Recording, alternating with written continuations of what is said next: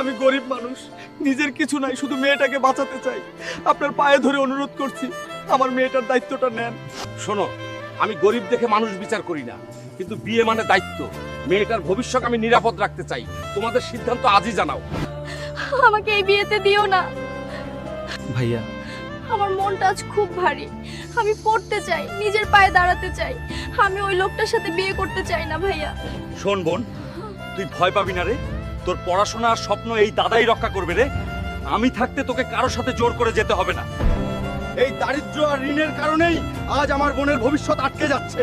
কিন্তু না রে, ঢুলকু থাকতে সেটা হতে দেব না। বন্ধুরা, ভিডিওটি দেখার আগে যদি এই ছবিটাকে ভালোবেসে থাকো, তাহলে এই ভিডিওটিকে একটি করে লাইক আর বন্ধুদের শেয়ার করে দাও। কিন্তু ঋণ শোধ করার জন্য এত টাকা আমি পাবো কোথা থেকে রে? সবাই শোনো, আজ রাতের কুস্তির লড়াই আছে। জিততে পারলে 1 কোটি টাকা পুরস্কার।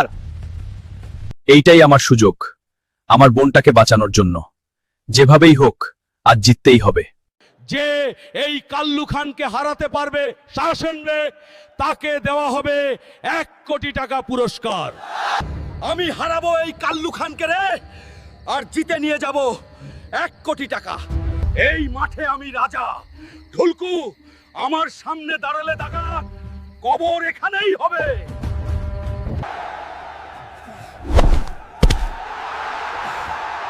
নিজের পায়ে দাঁড়াতে চাই।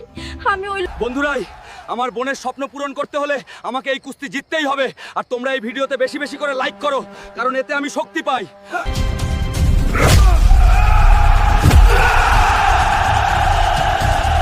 তো বন্ধুরা, এই কুস্তির বিজয়ী ঢুলকু, আর ঢুলকুকে দেওয়া হলো 1 কোটি টাকা পুরস্কার। এই টাকায় আমার সব ঋণ শোধ করবে রে, আর আমার বোনের সামনের দিকে এগিয়ে যাওয়ার স্বপ্ন পূরণ করবে। বন্ধুরা, যদি তোমরাও আমার মতো বোনকে ভালোবেসে থাকো, তাহলে এই চ্যানেলটা সাবস্ক্রাইব করে দাও রে। সোনিয়া, সব সমস্যা শেষ হয়ে গেছে, সব ঋণ শোধ হয়ে গেছে। তোকে আর কারো কাছে যেতে হবে না। এখন তুই নিশ্চিন্তে নিজের জীবনটা এগিয়ে নিয়ে যা। তোর স্বপ্নটা আমি আগলে রেখেছি।